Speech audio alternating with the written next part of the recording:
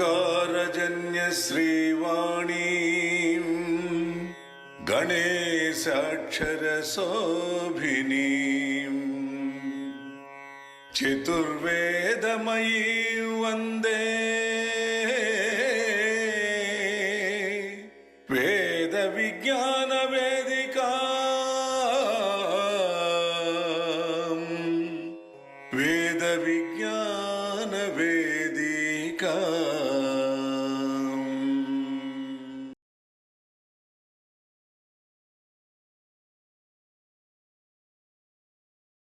సభకు నమస్కారం. వేద విజ్ఞాన వేదిక ప్రతి నెల చివరి ఆదివారం నిర్వహిస్తున్నటువంటి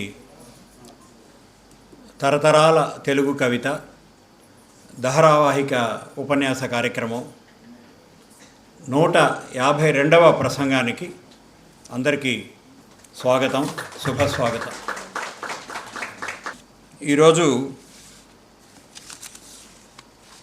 మన ఆహ్వానం మేర, మన అభ్యర్థన మేర పెద్దలు, ప్రముఖ సాహితీవేత్త,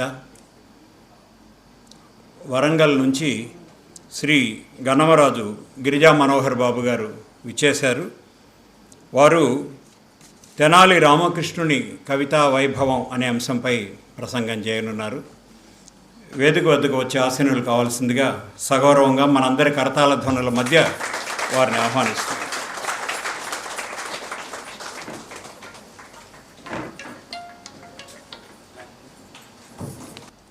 కార్యక్రమాన్ని శ్రీమతి అరుణ గారి కీర్తనతో ప్రారంభిద్దాం.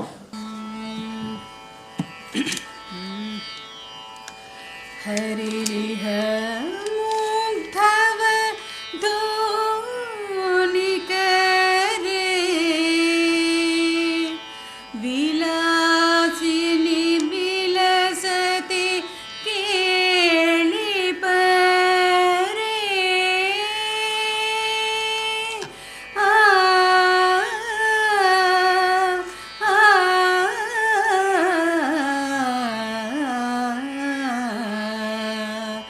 ಚಂದನ ಚರ್ಚಿತ ನೀಲ ಕಳೇಬರ ಪೀತವಸನ ವನಮಾಲಿ. ಚಂದನ ಚರ್ಚಿತ ನೀಲ ಕಳೇಬರ ಪೀತವಸನ ವನಮಾಲಿ. ಕೇಳಿ ಚಲನ್ಮಣಿ ಮಂಡಿತ ಗಂಡಯೋಗ ಸ್ಮಿತಶಾಲಿ. ಹರಿರಿಹ ಮುಗ್ಧವಧೂನಿಕರೆ ವಿಲಾಸಿನಿ ವಿಲಸತಿ ಕೇಳಿಪರೆ. ಚಂದನ ಚರ್ಚಿತ ನೀಲ ಕಳೇಬರ ಪೀತವಸನ ವನಮಾಲಿ. ಕಾಪಿ ವಿಲಾಸ ವಿಲೋಲ ವಿಲೋಚನ ಖೇಲನ ಜನಿತ ಮನೋಜಂ.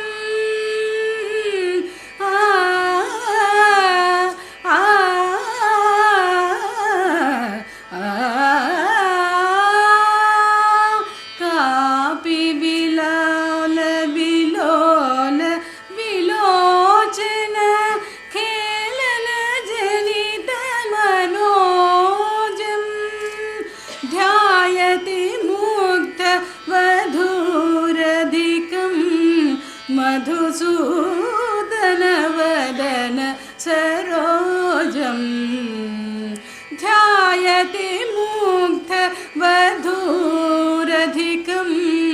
మధుసూదనవదన సరోజం. హరిరిహ ముగ్ధవధూరికరే విలాసిని విలసతి ಕೇಳಿಪರೆ. ಚಂದನ ಚರ್ಚಿತ ನೀಲ ಕಳೇಬರ ಪೀ पीतवसन वनमाली श्लिष्यति कामपि चुम्बति कामपि रमयति कामपि रामम् श्लिष्यति कामपि चुम्बति कामपि रमयति कामपि रामम् पश्यति सस्मितचारुतराम् अपरामनुगच्छति वामम् पश्यति सस्मितचारुतराम् अपरामनुगच्छति वामम् हरिरिह मुग्धव धूनिकरे विलासिनि विलसति केलिपरे चन्दन चर्चित नीलकलेबर पीतवसन వనమాలి.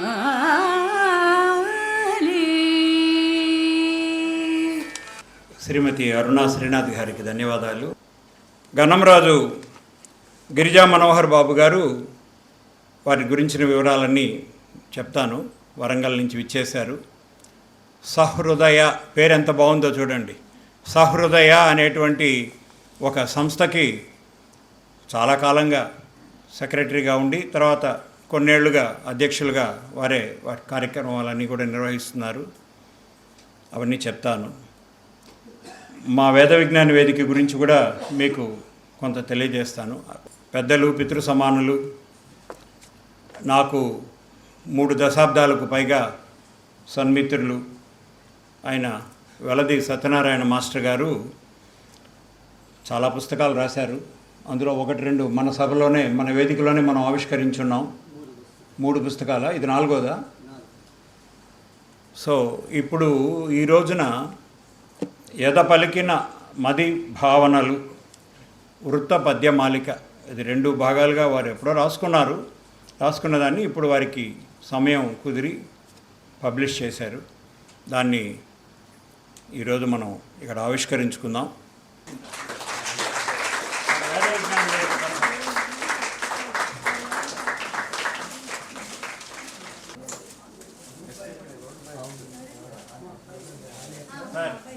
ఆవిష్కరించి మాకు కాపీస్ ఇవ్వండి.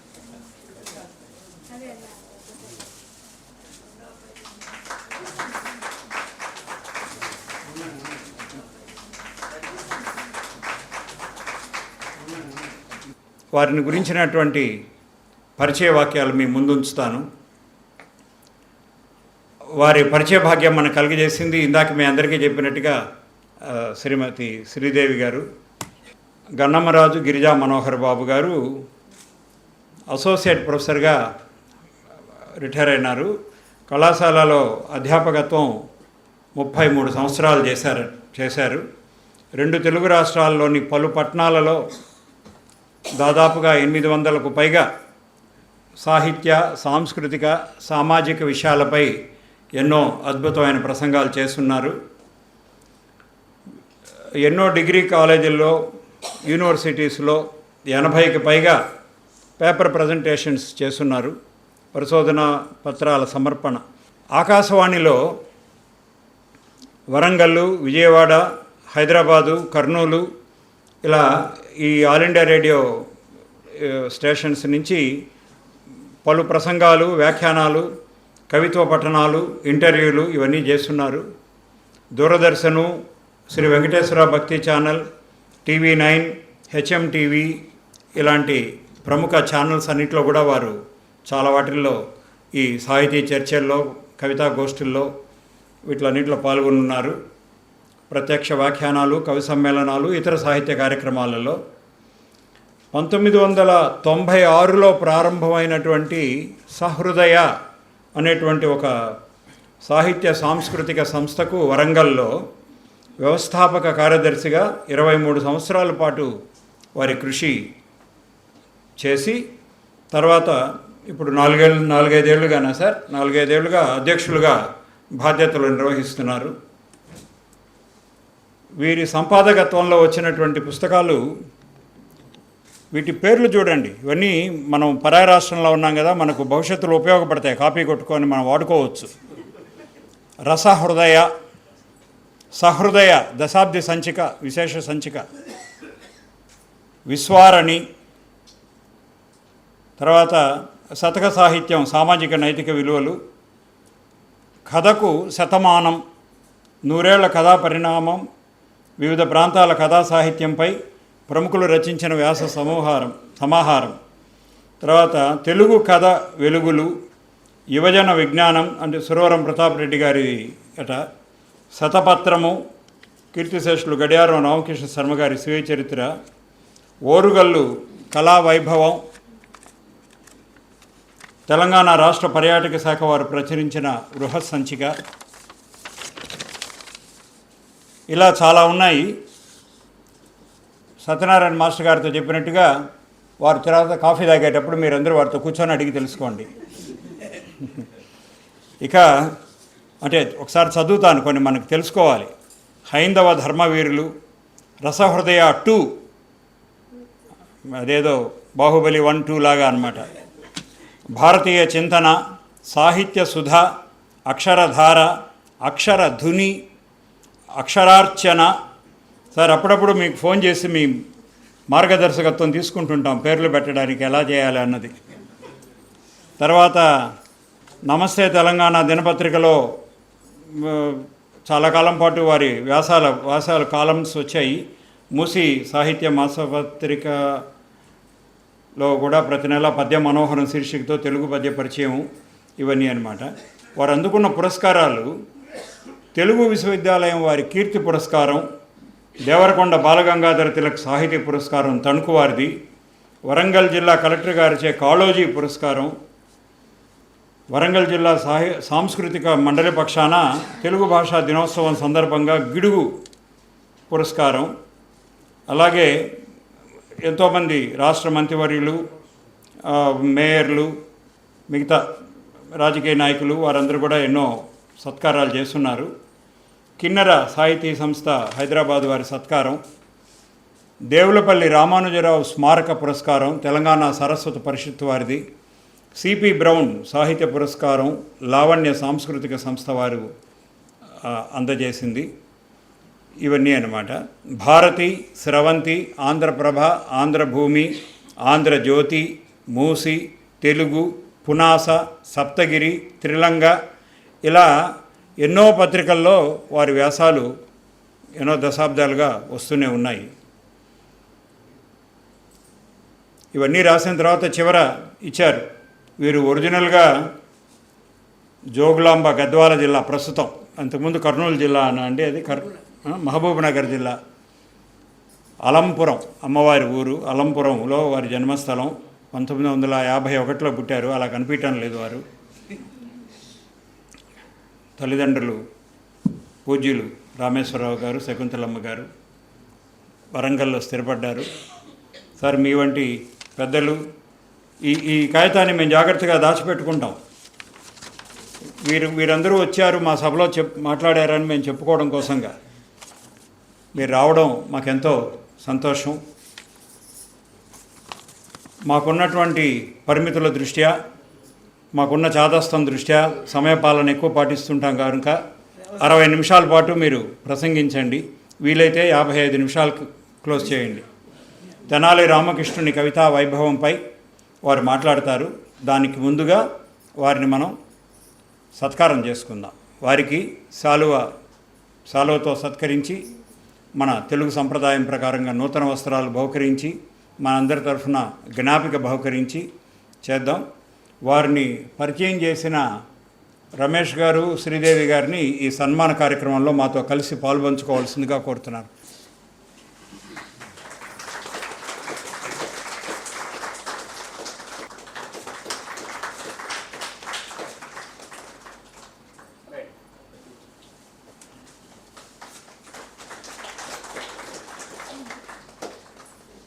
సభకు నమస్కారం.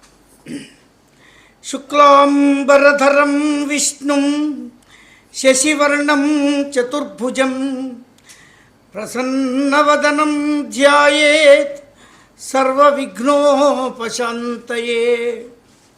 అగజా ఆనన పద్మార్కం గజాననమహర్నిశం అనేకదం తం భక్తానాం ఏకదంతముపాస్మహే. విద్యాకైరవకౌముదీం శృతిశిరస్సీమంతముక్తామణిం దారాన్ పద్మభువస్త్రిలోకజననీం వందే గిరాం దేవతాం యత్పాదాబ్జ నమస్క్రియా సుకృతినాం సారస్వత ప్రక్రియా బీజన్యాస భువో భవంతి కవితానాట్యైకజీవాతవః. ఈనాటి వేద విజ్ఞాన వేదిక కార్యక్రమంలో వేదం అంటే జ్ఞానము అనే అర్థం. విద్ జ్ఞానే అనేది సంస్కృత ధాతువు. అంటే అనేక విషయాలను గురించి తెలియచెప్పేటువంటిది వేదం. దాంట్లో ఉన్న విజ్ఞానాన్ని ఇక్కడ అనేక వైవిధ్యభరితమైనటువంటి కార్యక్రమాలు నిర్వహిస్తూ ఉన్నారు. అంటే విజ్ఞానంలో సంగీతం కావచ్చు, సాహిత్యం కావచ్చు, కళలు కావచ్చు, ఏవైనా కావచ్చు, అవన్నీ విజ్ఞాన సంపుటి. ఆ సంపుటిలో కార్యక్రమాలను క్రమం తప్పకుండా ప్రతి నెల నిర్వహించడం అనేటువంటిది చాలా ఇబ్బందికరమైనటువంటి విషయం. కార్యక్రమాలు నిర్వహించే వాళ్ళకి తెలుస్తుంది. అట్లాంటి ఈ సాహిత్య సభను నిర్వహిస్తున్నటువంటి వేద విజ్ఞాన వేదిక పెద్దలకు, ముఖ్యంగా మధుగారికి, నన్ను ఈ వేదికకు పరిచయం చేసిన మా శ్రీదేవి, మాకు వరంగల్లో అమ్మాయి మాకు బాగా దగ్గరి వాళ్ళు, అట్లాగే చాలామంది పెద్దలు వచ్చారు. వారందరికీ కూడా నమస్కారం చెప్తూ, ఇప్పటిదాకా పెద్దలు వెలది సత్యనారాయణ గారు అందంగా రచించిన వృత్తపద్య మాలికలను గురించి 2 మాటలు విన్నాం. పద్యం అనేది తెలుగు వాళ్ళు ఒక మంత్రంగా భావించారు. అందుకని తెలుగు సాహితీ ప్రపంచంలో పద్యానికి ఒక ఉన్నత స్థానం ఉంది. ప్రక్రియలు ఎన్నైనా రావచ్చు, వచన కవిత్వం రావచ్చు, నాటకం రావచ్చు, గద్యం రావచ్చు, పద్యం మాత్రం నశించనటువంటి ఒక అద్భుతమైనటువంటి ప్రక్రియ. పద్యము భారతీ హృదయ సద్మము అన్నారు. అట్లాంటి పద్యాన్ని వెలిగించిన మహాకవుల్లో తెనాలి రామకృష్ణుడు ఒక్కడు. మనకు నన్నయ్య గారి కంటే ముందు పద్యము ప్రారంభమైంది, కాకపోతే ఒక ప్రత్యేకమైనటువంటి గ్రంథంగా లేదు. అట్లాంటి దాన్ని ఒక అంతకుముందు ఎర్రాప్రగడ గారు చెప్తూ, గాసట బీసటే చదివి గాథలు ద్రవ్వు తెలుగు వారికి ఒక అద్భుతమైనటువంటి కావ్యాన్ని ఇచ్చాడు అని. అంతకుముందు పద్యాలు ఉన్నాయి. కవిజనాశ్రయం అనే చందో గ్రంథం వచ్చింది. ఇవన్నీ ఉన్నాయి, కానీ ఒక మహాగ్రంథం లేదు తెలుగు వాళ్లకు. అప్పుడు ఆయన మహాభారత రచన ప్రారంభించాడు. అట్లా తెలుగు సాహిత్యం మొదలై తెనాలి రామకృష్ణుడు వచ్చేసరికి తెలుగు పద్యం బాగా పండిపోయింది. అప్పటికే వసుచరిత్ర, మనుచరిత్ర, ఆముక్తమాల్యద, నన్నిచోని కుమార సంభవము, నాచన సోముని ఉత్తర హరివంశము, ఎర్రాప్రగడ, రామాయణం, చాలా పుస్తకాలు వచ్చాయి. మహాభారతం సంపూర్ణంగా వచ్చేసింది. ఈయన వచ్చే నాటికి అల్లసాని పెద్దన, మనుచరిత్ర, శ్రీకృష్ణదేవరాయలు ప్రబంధాలను అంకితం తీసుకోవడం, ఇవన్నీ వచ్చేసాయి. ప్రబంధ యుగము అంటారు సాహిత్య చరిత్రలో దాన్ని. పురాణ యుగం అని, సంధియుగం అని, అది సాహిత్య చరిత్ర, అది అవసరం లేదు. తెనాలి రామకృష్ణుని యొక్క విశిష్టత ఏమిటంటే, ముందుగా తెనాలి రామకృష్ణుడు అనగానే మనకు వెంటనే ఏవో హాస్య కథలు, ఇవన్నీ సినిమాలు చూస్తుంటాం కదా, ఇంతకుముందు పిట్ట కథలు వింటుంటాం. రాయలవారికి తెనాలి రామకృష్ణుడికి పరిచయం ఉంది తప్ప వారు ఒకటి, ఎందుకంటే రాయలవారు దాదాపు 40 ఏళ్ల లోపలనే చనిపోయారు. తెనాలి రామకృష్ణుడికి ఆయనకు పరిచయం ఒక 4-5 సంవత్సరాలు అయి ఉండొచ్చు, అంతకంటే ఎక్కువ లేదు. అప్పటి కుర్రవాడతను కాబట్టి బహుశా ఈ కొన్ని చమత్కారమైనటువంటివి జరిగి ఉంటాయి. మహాకవి అయిన తరువాత ఆయన పాండురంగ మహాత్మ్యం అనే ఒక మహాకావ్యం రాశారు తెనాలి రామకృష్ణుడు. అప్పటికి రాయలవారు లేరు. అందుకని ఆ పుస్తకాన్ని వీరూరి వేదాద్రి మంత్రి అనే ఆయనకు అంకితం ఇచ్చాడు. అతడు ఒక సామాన్యమైనటువంటి మంత్రి, పైగా వ్రాయసకాడు. అంటే పూర్వం మనకు సినిమాల్లో చూపించినట్టు కవులు పట్టుకొని గంటం బట్టి రాయరు, వాళ్ళకు రాత రాదు. ఎందుకంటే తాళపత్రాల మీద రాయాలి, అదొక టెక్నాలజీ. దానికి కొంతమంది క్యాలిగ్రాఫర్స్ లాగా ఉండేవాళ్ళు రాజాస్థానాల్లో, వాళ్ళు కావ్యాలు రాసి 10 మందికి పంచేవాళ్ళు. అంతేగాని కవి కూర్చొని మనకు సినిమాల్లో చూపించినట్టు రాయడు, కవి చెప్తాడు, వాళ్ళు రాస్తారు అంతే. అట్లాంటి రాయసకాడు ఒక ఆయన వాడు విరవుడు వేదాద్రి మంత్రి. ఆయన అదృష్టం బాగుండి ఇంత మహాగ్రంథం ఆయనకు అంకితం వచ్చింది.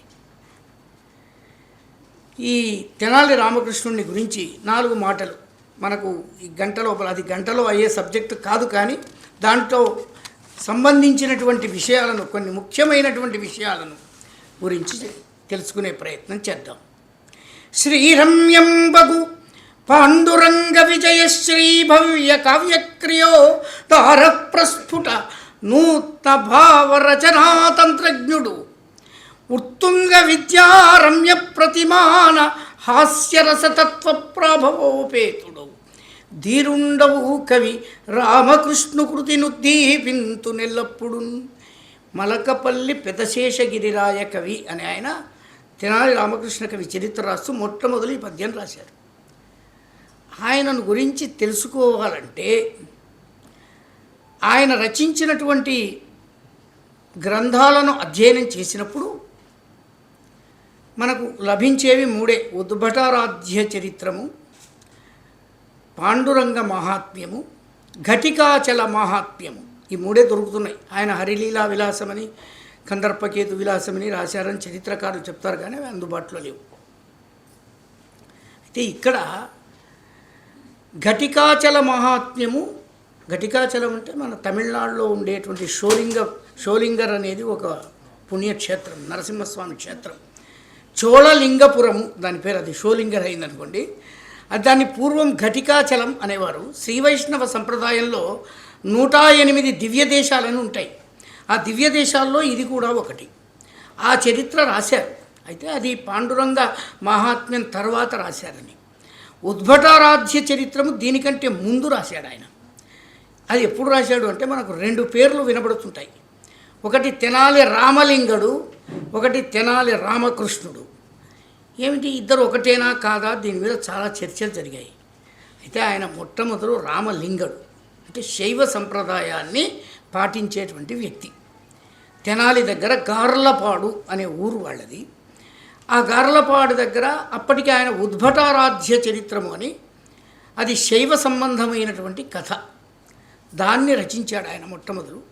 తరువాత మనం ఇప్పుడు ఉద్యోగార్థము ఇతర ప్రాంతాలకు వెళ్ళినట్టుగా ఆయన అప్పటికి విజయనగర సామ్రాజ్యం యొక్క వైభవం నడుస్తూ ఉంది.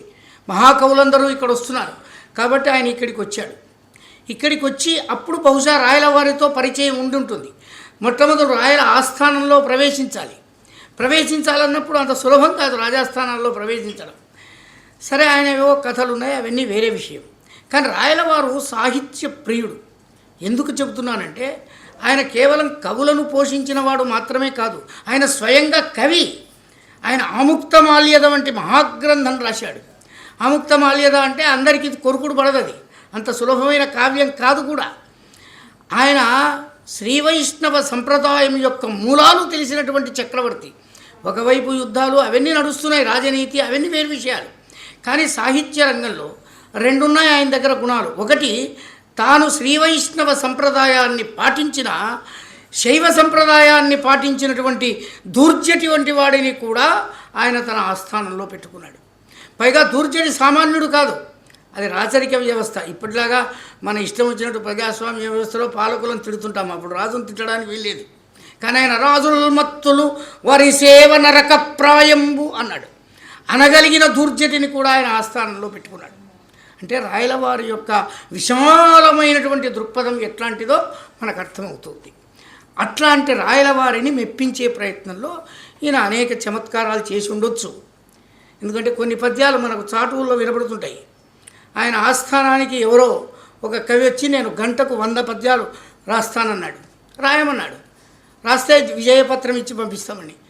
తుర్రట బాబా అన్నాడు. వీడు ఎట్లా రాస్తాడు? మొదటి పద్యం రాయడానికి, వీడు మొదటి పదం రాయడానికి, మొదటి అక్షరం రాయడానికి వాడు మీనమేషాలు లెక్క పెడుతున్నాడు. తుర్రట బాబా తలపై పువ్వట జాబిల్లి చేదుం పువ్వట అన్నాడు. అంతవరకు బాగానే ఉంది. కవ్వట అన్నాడు. ఇదేమి రాయాలి అసలు మొదటి రాయడానికే వాడు కింద మీద నేను వెళ్ళిపోతాను. ఇట్లాంటి చమత్కారాలు ఉన్నాయి. అంటే తుర్రట బాబా అంటే గుర్రం అంటే వాహనం, బాడబం అనేది బాబా అయింది. తుర్ర అంటే వాడు ఎత్తు కదా, ఆయన వాహనం తుర్ర తుర్ర అంటుంటారు కదా ఎత్తును, అందుకని ఆయన తుర్రట బాబా తలపై అని. తలపై పువ్వట జాబిల్లి, జాబిల్లి అంటే చంద్రుడు, ఆయన తల మీద పువ్వులాగా పెట్టుకుంటే అదంతా శివుని వర్ణన. కవ్వట అన్నాడు అంటే వాడు ఉట్టిదే, ఉడగొక్కంటే ఉట్టిదే అని ఏముండదు. ఆయన శివపారమ్యం అంటే ఇట్లాంటివి ఏమో చమత్కారాలు చెప్పాడు. ఒక ఆయన వచ్చాడు, ఆయన ఏమన్నా అవన్నీ తెనాలి రామకృష్ణుడి చాటువుల్లో బాగా ప్రసిద్ధాలు. వచ్చి గంటకు 100 పద్యాలు, నేను ఎన్ని పద్యాలు చెప్తే అన్ని పద్యాలు అర్థం చెప్పేస్తాను ఏవేవో చెప్పాడు. చెప్పిన తర్వాత ఈయన ఒక భయంకరమైన కొన్ని పద్యాలు చెప్పాడు. ఆయన వర్ణిస్తూ ఒక పద్యం చెప్పాడు. అలసాని పెద్దన్నే ఆ పద్యం చెప్పింది. శరసంధాన బలక్షమాది వివిధైశ్వర్యంబులుంగల్గి అంటే రాయలవారిని వర్ణిస్తున్నాడు. నువ్వు చాలా గొప్పవాడివి రాజా, అర్జునునితో పోలుద్దామా అంటే బృహన్నలత్వం ఉంది ఆయనకు, నువ్వు అర్జునుడు నీతో సరిపోడు. పోనీ సింహంతో పోలుద్దామా, అది గుహల్లో పోతుంటుంది మధ్య మధ్యలో, నువ్వు పోవట్లా, నువ్వు మహావీరుడివి. పోనీ భూమితో పోలుద్దామా, అది కదిలిపోతూ ఉంటుంది, అది ఓర్పులో. భూమితో పోలుద్దామంటే సాధ్యం కాదు, భూమికి కూడా కొన్ని అవలక్షణాలు ఉన్నాయి. పోనీ ఈశ్వరుడితో పోలుద్దామా, వాడికి కూడా కొన్ని అవలక్షణాలు ఉన్నాయి. కాబట్టి నిన్ను పోల్చే నరసింహక్షితి మండలేశ్వరుని ఎన్నన్వత్సుని సాటిగా నరసింహక్షితి మండలేశ్వరుని కృష్ణ అంటే ఆయన తండ్రి పేరు నరసరాయలు, ఆయన నువ్వు కూడా రాజకంఠీరవా అని అలసాని పెద్దని చెప్పాట, అంటే రాజసింహమా అని. అప్పుడు రామకృష్ణుడు లేచి, ఏమయ్యా సింహం గుహలోకి పోయింది కదా, మళ్ళీ తోక పెట్టి బయటికి ఎందుకు లాగి రాయలవారికి ఎతికిస్తావు అన్నమాట. అంటే ఇట్లాంటి చమత్కారాలు చాలా ఉన్నాయి, ఇవి జరిగి ఉండొచ్చు. అయితే ఈయన రాజాస్థానంలోకి వచ్చేసరికి అక్కడ చాలామంది కవులు ఉన్నారు. అలసాని పెద్దన అప్పటికే అష్టదిగ్గజాలు ఉన్నారు. మనకు మామూలుగా కొన్ని కథల్లో అష్టదిగ్గజాలు 8 పేర్లు ఉన్నాయి, అందరూ తెలుగు వాళ్ళే ఉన్నారు. కానీ అందరూ లేరు రాయలవారి ఆస్థానంలో. కన్నడ కవులు ఉన్నారు, తమిళ కవులు ఉన్నారు. అయినా కూడా ఆయన తెలుగు నేర్చుకున్నవాడు కాబట్టి ఆయన దేశ భాషలందు తెలుగు లెస్స అన్నవాడు ఆయనే. అంటే ఆయనకు తెలుగు మీద అంత మమకారం. విశ్వనాథ సత్యనారాయణ గారు ఆయన మాట ఎందుకు ప్రామాణికం అన్నాడంటే, తెలుగు వాళ్ళం తెలుగు గొప్పది అనుకోవడం వేరు, కానీ ఆయన తుళు మాతృభాష కలిగిన వాడు, మిగతా ఒక 10 భాషలు తెలిసినవాడు. కాబట్టి ఆయన జడ్జిమెంట్ అది. 10 భాషలు తెలిసినట్టి ప్రభువు చెప్పిన మాట అని విశ్వనాథ వారు అన్నాడు. అట్లాంటి సందర్భంలో ఈయన రాయలవారను మెప్పించి అందులో ప్రవేశించి అక్కడ కొంతకాలం వైష్ణవం తీసుకున్నాడు. భట్టరు చిక్కాచార్యులు అనే గురువుతో వైష్ణవం స్వీకరించి వైష్ణవ సంబంధమైనటువంటి కథలు రాయాలి అని పాండురంగ మహాత్మ్యం రాయలే. అప్పటికి ఈ లోపల కాలధర్మం చెందారు రాయలవారు, ఆయన అది పోయింది. ఈయన తెలుగులో 5 ప్రధానమైన పంచకావ్యాలు అంటారు, సంస్కృతంలో ఉన్నాయి, తెలుగులో ఉన్నాయి. తెలుగులో శ్రీనాథుడి శృంగార నైషధం, అలసాని పెద్దన మనుచరిత్ర, రామరాజభూషణుని వశ్చరిత్ర, రాయలవారి ఆముక్తమల్య 4 5వది పాండురంగ మహాత్మ్యం. అంటే ప్రధానమైన 5 కావ్యాలలో ఈయన కావ్యము నిలబడింది. ఈయన కావ్యం నిలబడింది అంటే ఎంత ప్రతిభావంతుడో సాహిత్యంలో తెలుస్తుంది. ఏముంది ఈ పాండురంగ మహాత్మ్యంలో? క్షేత్ర మహాత్మ్యం. ఇది పాండురంగ క్షేత్రం యొక్క ప్రశస్తిని చెప్పేటువంటిది. తెలుగులో అప్పటికి క్షేత్ర మహాత్మ్యాలు ఒక 2-3 ఉన్నాయి. శ్రీనాథుడు కాశీఖండం రాశాడు, కాశీ చరిత్రను గురించి. శ్రీనాథుడు భీమేశ్వర పురాణము అని రాశాడు, అది భీమేశ్వర దాక్షారామ భీమేశ్వరుని గురించి. తరువాత ఆ ట్రెండ్ అంటామే మనం, అట్లాంటి ట్రెండ్ క్షేత్ర మహాత్మ్యాలు రాశారు, అవి పోయినాయి. ఆ ట్రెండ్ పోయి ఎట్లాంటి ట్రెండ్ వచ్చింది? మనుచరిత్ర ఒక ప్రేమ కథ, లేదా వసుచరిత్ర గిరిక వసురాజు అంటే ప్రబంధములు అంటారు వాటిని, అవి వచ్చినాయి. అంటే ఈయన కాలం ఈయన రాసే నాటికి అది పోయింది, కానీ అది రాసి ఈయన క్షేత్ర మహాత్మ్యం రాసి మెప్పించాడు తెనాలి రామకృష్ణుడు. మెప్పించిన ఈ తెనాలి రామకృష్ణుడు ప్రతి కవికి వాళ్ళ సెల్ఫ్ ఇంట్రొడక్షన్ అంటాం కదా మనం. ప్రతి కావ్యంలో అవతారిక అని ఉంటుంది ముందు భాగంలో. ఆ అవతారికలో వాళ్ళ పద్యాలు రాసుకుంటారు, మేము ఇట్లాంటి వాళ్ళం అట్లాంటి వాళ్ళమని. ఈయన ఒక పద్యం రాసుకున్నాడు. ఉదయం బస్తనగంబు సేతువు హిమవ్యూహంబు చుట్టిరాన్. అంటే భారతదేశం అంతా ఉదయ పర్వతం, అస్తనగం అంటే పడమటి వైపు, సేతువు అంటే దక్షిణం వైపు, హిమవంతం అంటే మొత్తం భారతదేశం అంతా తిరిగి వచ్చిన ఉదయం బస్తనగంబు సేతువు హిమవ్యూహంబు చుట్టిరా విదితం వైనమగిన్ మహాంధ్ర కవితా విద్యాబల ప్రౌఢి నీకెదురేరి. ఎవరో వాళ్ళ దీన్ని అంకితం ఇచ్చిన ఆయన చెప్పినట్టు చెప్తారు. అంటే వీళ్ళని గురించి వీళ్ళే మరీ చెప్పుకోరు కదా. నీకెదురేరి అని ఒక విశేషణం వేశాడు. సరసార్థ బోధ ఘటనా హేరా పరిష్కార శారద నిరూపము అన్నాడు. సరస్వతి నీవయ్యా అన్నాడు. అంటే తెనాలి రామకృష్ణుడు తనను గురించి ఆయనకు ఎంత ఆత్మవిశ్వాసం ఉందే అంటే సరస అర్థ బోధ ఘటనా హేలా ఆయనకు ఒక ఆటనట. అట్లాంటి తన ఘనతను గురించి చెప్పుకుని ఆయన ఇంకొక మాట చెప్పాడు. తగ సంస్కృతమును తెనుంగు గజేయ తెనుగును సంస్కృతము గజేయంగ చతురమతిని. మనకు నన్నయ్య గారు భారతం మొదలుపెట్టినప్పుడు తెలుగుంది, మాట్లాడుతున్నాం, కానీ ఒక మహాకావ్యము రాయవలసినంతటి తెలుగు లేదు. కాబట్టి ఆయన ఏం చేశాడు, ఒక వ్యాకరణం రాసుకున్నాడు, ఆంధ్ర శబ్ద చింతామణి అని. వ్యాకరణానికి భాష ఎక్కువ కావాలి కాబట్టి తెలుగు వ్యాకరణాన్ని ఆయన సంస్కృతంలో రాశాడు. తెలుగులో వ్యాకరణం రాయగలిగినంత భాష లేదు కాబట్టి ఆయన సంస్కృతంలో రాశాడు. తర్వాత ఆయన సంస్కృత పదాలన్నీ తెలుగైజ్ అంటాం కదా, మనం తెలుగైజ్ చేశాడు. ఇప్పుడు ఇంగ్లీష్లో బస్సు, రైలు, టైము ఇవన్నీ మనం ఇంగ్లీష్ పదాలు తెలుగులో వచ్చేసినవి, ఇంగ్లీష్ అంటే ఏమన్నా అన్నాడు. అట్లాగే సంస్కృత పదాలన్నీ తెలుగులో పెట్టాడు. అన్నం అని సంస్కృతంలో ఉంది, అన్నము అని తెలుగులో పెట్టాడు. కూడు అనాలి అసలు యాక్చువల్గా తెలుగులో. మా ఇంటికి కూటికి రండి అని ఎవరిని పిలవం, భోజనానికి రండి అంటాం. ఈ భోజనం అనేది సంస్కృతం. అంటే ఆ సంస్కృత పదాలన్నంతా తెలుగు తీసి పడేశాడు. వాటిని తత్సమములు అంటారు. అంటే నన్నయ్య చేసినటువంటి పని ఇదే. దుర్యోధనుడు అని ఉంది, దుర్యోధన అని సంస్కృతంలో ఉంటే దుర్యోధనుడు అన్నాడు. తెలుగులో రాస్తే చిలువ పడగరేడు అనాలి. ఎవడంటాడు చిలువ పడగరేడు అంటే ఎవడో అర్థం కాదు వీడికి. అంటే ఇట్లా తెలుగు భాషను సంస్కృతంలో నుంచి పదజాలాన్ని పెట్టాడు.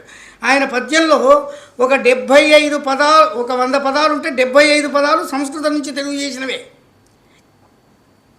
తిక్కన కాలం వచ్చేసరికి తెలుగు పదాలు బాగా వచ్చేసినాయి. ఆయన 75 పదాలు తెలుగు ఉండి 25 పదాలు సంస్కృతం ఉంటాయి. ఇది పరిణామం క్రమక్రమంగా జరిగి తెలుగు భాష విశాలమైపోయింది. ఎప్పుడైనా ఒక విషయం గుర్తుంచుకోవాలి. భాష అనేది ఒక ప్రవాహంలో చిన్న చిన్న చిన్న చిన్న కాలువలు వచ్చి చేరుతుంటాయి, ఇతర భాషా పదాలు వచ్చి చేరుతుంటాయి. మనం మడిగట్టుకోకూడదు, అవి వాడతాం, తర్వాత అవి తెలుగైజ్ అయిపోతాయి. ఇప్పుడు మీరు కొన్ని వందల ఇంగ్లీష్ పదాలు వాడుతుంటాం, తెలుగు పదాలు అనుకోం. మన తదనంతర తరాల వాళ్ళకి అది తెలుగు అంటే వాడు అది ఇంగ్లీష్ పదం అంటే కూడా వాడికి అర్థం కాదు, ఇదేమి ఇంగ్లీష్ అని. అంటే మనం బస్సు, తెలుగుకు ఒక చమత్కారం ఉంది. ప్రతిదాన్ని కూడా అజంత భాష అంటారు దీన్ని. బస్ అని ఇంగ్లీష్లో ఉంటే బస్సు అంటాం, టైం అని ఇంగ్లీష్లో ఉంటే టైము అంటాం. అట్లా అచ్చు లేకుండా మాట్లాడం మనం. హిందీలో వాళ్ళు మాట్లాడతాడు, రాముడు అంటే రామ్ అంటారు, మనం రాము అంటాం. రాముడు, ఒరే రాముడు అని పిలుస్తాం తప్ప ఒరే రామ్ అని పిలువం. అంటే అది తెలుగు యొక్క ప్రత్యేకత. ప్రపంచంలో 2 భాషలు ఉన్నాయి, ఒకటి ఇటలీ భాష, ఒకటి తెలుగు భాష. అందుకని ఇంగ్లీష్ వాళ్ళు ఇది కనిపెట్టి ఇటాలియన్ ఆఫ్ ద ఈస్ట్ అన్నారు. తెలుగు భాష యొక్క మాధుర్యాన్ని బ్రౌన్ కనిపెట్టే అనేక సంస్కరణలు చేశాడు. రామకృష్ణుడు వచ్చేసరికి తెలుగు సంస్కృతము సంపూర్ణంగా, అందుకని ఆయన ఏం చేశాడు, తగ సంస్కృతమును తెనుంగు గజేయ తెనుగును సంస్కృతము గజేయంగ చతురమతిని అన్నాడు. మామూలుగా ఒకవేళ తెలుగులో పదం ఉంటే మనం ట్రాన్స్లేట్ చేస్తాం, అనువాదం చేస్తాం, కానీ ప్రాపర్ నౌన్స్ని అనువాదం చేయం సాధారణంగా. అంటే నా పేరు గిరిజా మనోహర్ అంటే ఇంగ్లీష్లో చెప్తే ఏమంటారు, తెలుగులో ఏమంటారు అనడానికి లేదు. కానీ ఆయన చేశాడు. వాల్మీకి అని సంస్కృతంలో ఉంది, అంటే పుట్ట నుంచి, వల్మీకము నుంచి పుట్టినవాడని. పుట్టనిసువు కవిత్వమును వర్ణింతునని సంస్కృతంలో తెలుగు చేశాడు. పుట్టనిసువు అంటే పుట్టలో పుట్టినవాడు అని. అట్లా ఆయన ఆయన చెప్పుకున్నాడు తన యొక్క ప్రతిభ. చక్రం, సుదర్శన చక్రం ఉంది. చక్రం అంటే అది సంస్కృతంది, అందుకని చుట్టు కత్తి అన్నాడు దాన్ని. అట్లా ఆయన కొన్ని పదాలను ఏది చేయకూడదు అది చేశాడు. అది రామకృష్ణుని ప్రతిభ, ఆయనే చెప్పుకున్నాడు. తర్వాత నలుది రంగుల నిన్నదగు కావ్యధారల ఘనుడ ఆశువునందు కరము మేటి. నేను ఎట్లాంటి వాడిని, 4 వైపులా ఉన్నటువంటి నలుది రంగులనున్న ఎన్నగల కావ్యధారలు. తెలుగు వాళ్ళు ఎక్కడున్నా సరే, కొంతమంది అన్నారు భారతదేశం అంతా అంత పండితుడు లేడని చెప్పుకున్నాడు, భారతదేశం అంతా తెలుగు ఉందంటే తెలుగు వాళ్ళు ఎక్కడుంటే అక్కడ, అది భారతదేశమే కావచ్చు, ఇంకోటి కావచ్చు. ఉదయంబు, అస్తనగంబు, సేతువు, హిమవ్యూహం, ఈ 4 చుట్టూ. అప్పుడు భారతదేశం, అప్పుడు ప్రపంచం కాదు. ఇప్పుడు ప్రపంచంలో ఎక్కడ చూసినా తెలుగు వాళ్ళు ఉన్నారు, అది వేరే విషయం. అంటే అట్లాంటి రామకృష్ణుడు 4 వైపుల ఎటువంటి కావ్యధారల్లో కూడా నా అంతటి కావ్యధార కలిగిన వాడు ఉండొచ్చు, కానీ వాళ్ళందరిలోకి నేనే గణుణ్ణి అన్నాడు. అనడమే కాకుండా ఆశువు నందు కరము మేటి. ఆశువు అంటే అప్పటికప్పుడు ఏ భావాన్ని పద్యంలో చెప్పగలగడం ఆశువుగా. అంటే నేను ఇంటికి పోయి రాసుకొచ్చి అది చెప్తా అనే బాబత్ కాదు. ఆ ఆశువులో శ్రీనాథుడు చాలా ఆశువులు, చాటువులు అంటాం మనం. ఆయన ఏదో పద్యం చెబితే ఒక ఆస్థానంలో, రాయలవారి ఆస్థానంలో ఇందులో ఫలానావి తప్పులు ఉన్నాయని ఒక ఆయన చెప్పాడు. కావాలనే ఈయన కొన్ని తప్పుల్లాగా అనిపించేటట్లు ఒక పద్యం రాశాడు. దాంట్లో మిత్రవంధాధిప అని చెప్పాడు. మిత్రవంధ అంటే శ్రీకృష్ణుని భార్య, మిత్రవంధ అనకూడదు, కానీ ఆయన అన్నాడు. అట్లాంటివన్నీ ఆయన వాడు ఎదుటివాడు వచ్చి ఇవన్నీ తప్పులు కదా అంటే ఆ తప్పులు కాదు, ఎట్లా అన్వయం చేసుకోవాలో చెప్పి ఒక పద్యం చెప్పాడు ఆయన. ఒకని కవిత్వమందనయు ఒప్పులు తప్పులు, నా కవిత్వమందొకనికి తప్పు బట్ట పని ఉండదు అన్నాడు. అంటే ఎంత సరళంగా చెప్పాడు. ఒకని కవిత్వమందెనయు ఒప్పులు తప్పులు, నా కవిత్వమందొకనికి తప్పు బట్ట పని ఉండదు. కాదని తప్పు పట్టినన్, ఒకవేళ ఎవడైనా తప్పు పడితే మొదలంట కోతు మరి చెప్పున కొట్టుదు మోము తన్నుదు అన్నాడు. ఇక వాడి దెబ్బకి ఎవడైనా భయపడాల్సిందే కదా. అంటే ఆ సామర్థ్యం ఉంది, ఆయన ఉంది కాబట్టి అట్లా మాట్లాడాడు. ఇట్లా చెప్పి ఆంధ్రభూమి కుచాగ్రహరాభమై తనరు శ్రీ తెనాల్యాగ్రహార నిర్ణేతవు అగ్రశాఖికా కోకిలమవు అన్నాడు. ఇది కూడా ఒక చమత్కారమే.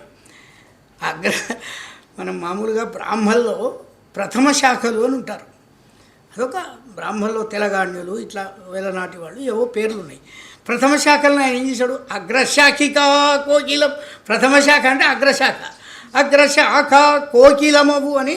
అంటే అట్లాంటి రమ్యగుణసాంద్ర రామయ్య రామచంద్ర అని తనను గురించి అనేక విధాలుగా అంతకుముందు దాంట్లో కూడా చెప్పుకున్నాడు మనకు సాధారణంగా. అయితే ఇక్కడ ఒక పద్యం చెప్పాడు ఆయన. చాటు కవిత్వ తత్వ రససాగర పరగులయ్యు సత్కవుల్ పాటిక బట్టి విందురొక పాటివి కావన కన్య కావ్యముల్ కైటభవైరి యవ్వత శిఖామణి శ్రీసతి పెరురంబునన్ మాటియు నీటికెంపు బహుమానమునన్ పదకంబు చేయుడి. స్వామివారి ఎదపైన మనం తిరుపతిలో చూస్తుంటాం, ఒక పెద్ద పచ్చ ఉంటుంది, కౌస్తుభం అంటాం దాన్ని. అది ఎట్లా ఉందంటే చాలా చమత్కారంగా చెప్పాడు. స్వామివారు శ్రీదేవి భూదేవి ఉంటారు. శ్రీదేవికి ఎక్కడ కోపం వస్తుందో అని భూదేవిని లోపల దాచుకున్నాడట ఆయన ఎదలో, ఎందుకంటే ఆమె సపత్ని కాబట్టి. కానీ ఆమె లోపల ఉండకుండా పైకి పొంగుతూ ఉందట మాటి మాటికి. నీతికెంపు అంటే రత్నం అని.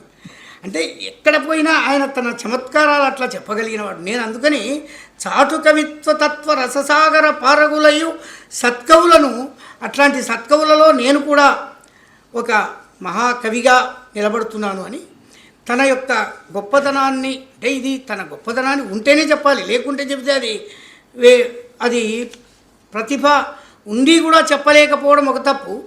కానీ ఆయన ఏం చేశాడంటే పురాణాలన్నీ పోయి ప్రబంధాలు వస్తున్న కాలంలో పురాణం రాశాడు. ఇది పురాణంలాగానే పాండురంగ మహాత్మ్యం రాసి మళ్ళీ ఆ ప్రబంధాల స్థాయిలో నిలిపాడు. అంటే ఇది మనం ఇప్పుడు అయిపోయిన ట్రెండ్ను మళ్ళీ తెచ్చి ఆ ట్రెండ్ కంటే గొప్పగా నిరూపించగలిగినటువంటి ఒక శక్తి కలిగినటువంటి వాడు. అందుకని ఆయన ఏం చేశాడంటే, మామూలుగా పురాణాల్లో నుంచి కొన్ని కథలు తీసుకుంటారు. ఈ పాండురంగ మహాత్మ్యం కథ స్కాంద పురాణంలో ఉంది. ఆయన ఆ మాట రాశాడు: స్కంద పురాణ నీరనిధి కౌస్తుభమై ప్రభవించు దేవకీనందను సత్కథోద్యమము. దేవకీనందను అంటే కృష్ణుడు, పాండురంగడు. ఆయన స్కంద పురాణ నీరనిధి కౌస్తుభము, స్కంద పురాణంలో నుంచి పుట్టినటువంటి రత్నం అది. అంటే ఆ కథ దాంట్లోది. దాన్ని తీసుకొని నవ్య కవిత్వ కళాకలాపమన్ కుందనమున్ ఘటించి, మనం ఉట్టిగా రత్నం పెడితే ఎవడు చూడడు, దాన్ని ఆభరణంలో పెట్టి మనం ఏదైనా ఆభరణం చేసుకొని అబ్బా ఇది ఎంత బాగుంది అంటాం. నేను కూడా అట్లాంటి ఒక ఆభరణాన్ని తయారు చేశాను. మరి దీనికి బంగారం కలపాలి కదా. నవ్య కవిత్వ కళాకలాపమను కుందనమున్ ఘటించి, అంటే నేను పెట్టిన బంగారం ఏమిటంటే నవ్య కవిత్వము అన్నాడు. ఇప్పుడు అంటున్నాం కదా నవ్య కవిత్వం అని. నాయన కాలంలో నవ్య కవిత్వం ఏమిటి అని ఒక అనుమానం రావచ్చు. అప్పటికి పాతబడిపోయినటువంటి వాటిని పక్కకు పెట్టి కొత్త ఆలోచనలు తీసుకొచ్చే ప్రయత్నంలో ఆయన ఏం చేశాడు. ఎందుకంటే కవిత్వం ఎప్పుడూ కూడా ప్రతి కాలానికి అనుగుణంగా, అందరూ పద్యాలే రాస్తారు. నన్నయ్య పద్యాలే రాశారు, పెద్దలు వేద సత్యనారాయణ గారు పద్యాలే రాశారు. కానీ పద్యం అనేది పాతపడలేదు. కారణం ఏమిటి అంటే ఏ కాలానికి అనుగుణమైనటువంటి భావాలను, ఇప్పుడు వారు దాశరథి శతకంలో పద్యం చెప్పాడు: బండన భీముడు అర్థజన బాంధవుడు ఉజ్వల బాణతూణ కోదండ కళాప్రచండ భుజతాండవ కీర్తికి రామమూర్తికి రెండవ సాటి దైవమిక లేడనుచున్ గడగట్టి భేరికా డాండ డాండ డాండ నినదంబుల జాండము నిండ మత్తవేదండమునికి అని ఒక 5 పద్యాల మాలికలాగా రాశాడు. తర్వాత అలసాని పెద్దన వాళ్ళందరూ కూడా 30 పాదాలు 40 పాదాలు. కర్నూలులో మా మిత్రుడు ఉంటాడు మద్దూరు రామూర్తి అని, 335 పాదాలతో వరంగల్ చరిత్ర రాశాడు. 450 పాదాలతో కర్నూలు భాష చరిత్ర రాశాడు. ఆయన దాదాపు 27 మాలికలు రాశాడు. అది అంటే పద్యం రాసేవాడికి పాతదనం అంటూ ఉండదు. భావాలు ఎప్పుడు పాతవి కావు, రూపం పాతది కావచ్చు, దానికి కొత్తదనం. ఆ నవ్య కవిత్వం దండలు ఉంటాయి. అందరూ బంగారు నన్నయ్య కాలంలో చేసుకొని ఉండొచ్చు, ఎప్పుడైనా చేసుకొని ఉండొచ్చు, కానీ కొత్త కొత్త డిజైన్స్ వస్తుంటాయి కదా. అట్లాగా పద్యంలో ఎవరైనా వాడచ్చు. కానీ పద్యాన్ని నవ్య కవిత్వ కళాపమన్ కుందనముందు, కుందనం అంటే బంగారం, కుందనం బొమ్మ అంటుంటారు, అంటే బంగారు బొమ్మ అని. కుందనమున్ ఘటించి కడు క్రొత్తగు సొమ్మునరించి నేను తెలుగు కవితా సరస్వతిని అలంకరిస్తాను అని చెప్పుకున్నాడు. ఏమిటి ఈయన చెప్పినటువంటివి అంటే, క్షేత్ర మహాత్మ్యంలో కొన్ని కథలు ఉంటాయి. ఎప్పుడు కూడా ఒక దుర్మార్గుడు, ఒక పాపాలు చేసేవాడు, ఇట్లాంటివి ఉంటాయి. వాడు చివరిలో ఒక పుణ్యక్షేత్రంలో చనిపోతాడు. చనిపోయినప్పుడు వాడికి పుణ్యం వస్తుంది అనేది కథ. అట్లాంటి కథలు చాలా వచ్చాయి. శ్రీనాథుడి కాశీఖండ్లో గుణనిధి అని ఉంటాడు. వాని పేరు గుణనిధి, వానికి ఏం గుణాలు ఉండవు, ఉట్టిమైన వాడు. అట్లాంటి వాడు కాశీలో చనిపోయి వాడికి. దీంట్లో తెనాలి రామకృష్ణుడు ఒక కథ రాశాడు, నిగమ శర్మ కథ అంటారు దాన్ని. ఈ నిగమ శర్మ కథ చాలా విచిత్రమైనటువంటి కథ. వీని పేరెట్లా పెట్టాడు, నిగమ శర్మ అని పెట్టాడు. నిగమం అంటే వేదాలు, శర్మ అంటే ఇచ్చేవాడని. వాడు అది తప్ప అందిస్తాడు. అందుకనే మళ్ళీ వానికి ఒక పద్యం రాశాడు: నిగమ శర్మాభిధానంబు నేతి బీరకాయను ఓలే అయథార్థ గాథ దల్చే అన్నాడు. నిగమ శర్మ అనే పేరు నేతి బీరకాయ లాంటిది అన్నాడు. అయథార్థం ఉట్టిదే, వాడి పేరు నిగమ శర్మనే తప్ప అది లేదు అని. అంటే కవిలో ఎప్పుడు కూడా కొత్తదనం ఎట్లా వస్తుంది అంటే చెప్పేదాన్ని చమత్కరించి చెప్పాలి. ఆయన కాశీని వర్ణించాడు. మామూలుగా నగర వర్ణనలు ఉంటాయి కావ్యాల్లో. కాశీనగరాన్ని వర్ణించాడు. కాశీనగరంలో పెద్ద వేద పండితులు ఉన్నారు, నాట్యకర్తలు ఉన్నారు, పండితులు ఉన్నారు, అవన్నీ వర్ణిస్తుంటారు. ఎవరైనా ఏ కవైనా వర్ణిస్తూనే ఉంటాడు.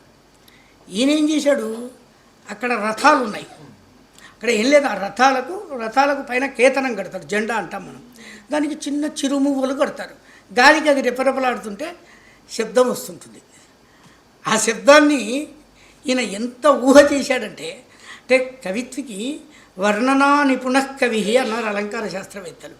అంటే వర్ణించడంలో నైపుణ్యం చూపించాలి, అలంకారం ప్రయోగించడంలో ఒక శక్తిని చూపాలి. ఏమిటట అంటే అవి నవ్వుతున్నాయట హేళనగా. ఎందుకు నవ్వుతాయో, హేళన ఎందుకు నవ్వుతాం? వాడెవడైనా మనకంటే తక్కువ ఉంటే నవ్వుతాం. మరి ఈ రథాల యొక్క కేతనాల్లో ఉన్న మువ్వలకు ఏమి తక్కువ కనబడిందంటే, ఆ కాశీ నగరాధి దైవం ఉన్నాడు కదా పరమేశ్వరుడు, వాడి రథాన్ని చూసి నవ్వుతున్నాయట. మరి వీళ్ళు కాశీ నగరానికి ఆయన దైవము, ఆయన రథాన్ని చూసి నవ్వడం ఏమిటి అంటే సారథి ఛాందసుండు అన్నాడు. ఆయన త్రిపురాసుర సంహారం చేసినప్పుడు ఆయనకు బ్రహ్మ సారథిగా, వేదాలు గుర్రాలుగా, సూర్యచంద్రులు రథచక్రాలుగా, భూమి రథంగా ఉంది అని పురాణాలు చెప్తాయి. అవి పట్టుకున్నాడు. పట్టుకొని ఈయన రథానికి ఆ రథాలు అన్నీ నవ్వుకుంటున్నాయట. ఇదో ఈ కాశీనగరం ఉన్నాడే విశ్వేశ్వరుడు, ఈయన రథానికట సారథి ఛాందసుండు. ఛాందసుడు అనే పదం మనం ఎందుకు వాడతామో మనకు తెలుసు. ఛాందస్సుడు అంటే ఛందశాస్త్రం తెలిసిన వాడని. కానీ ఛాందసుడు అంటే వాడు ఉత్తి ఛాదస్తుడు అనే అర్థంలో వాడుతుంటాం. ఆ పదంలో లోకంలో ఉన్న అర్థాన్ని పెట్టి ఇక్కడ ప్రయోగించాడు. ఈయన సారథి బ్రహ్మ కదా, వాడు ఛందస్సు కదా, అది మామూలుగా పౌరాణిక అర్థం. కానీ వాడు ఛాందసుడు. రథం ఎట్లా నడపానో తెలియదు, ఛాదస్తపు వెధవ అన్నట్టు. పోనీ వడి సాగదు చక్రయుగంబు, పోనీ రథం వేగంగా వెళ్ళాలంటే చక్రాలు బాగుండాలి కదా, సూర్యచంద్రుడు చక్రాలు, వాడు పగలు పోతే ఒకడు రాత్రి ఉంటాడు, అంటే కుంటి రథం అన్నమాట. వడి సాగదు చక్రయుగంబు, పోనీ గుర్రాలనే మంచిగా ఉన్నాయంటే పాత పంచారపు గుర్రములు, వేదాలు గుర్రాలు. వేదాలకు ఒకటే మార్గం, వేదాలను మన ఇష్టం వచ్చినట్టు చేయకూడదు. అంటే దానికి పాత దారులే తెలుసు తప్ప కొత్త దారులు తెలియవా గుర్రాలకు. గుర్రం ఎప్పుడు కూడా కొత్త దారిలో పోగలగాలి, పాత దారిలో పోయేది సులభమే, కానీ కొత్త దారిలో పోవాలి. ఎందుకంటే వాడు రథం కదా, వాడు యోధుడు కదా. పోనీ అవి మంచిగా అంటే అవి మంచిగా లేవు. పాత పంచారపు గుర్రములు, పోనీ దాని మీద ఎక్కినవాడైనా మంచిగున్నాడా పరమేశ్వరుడు.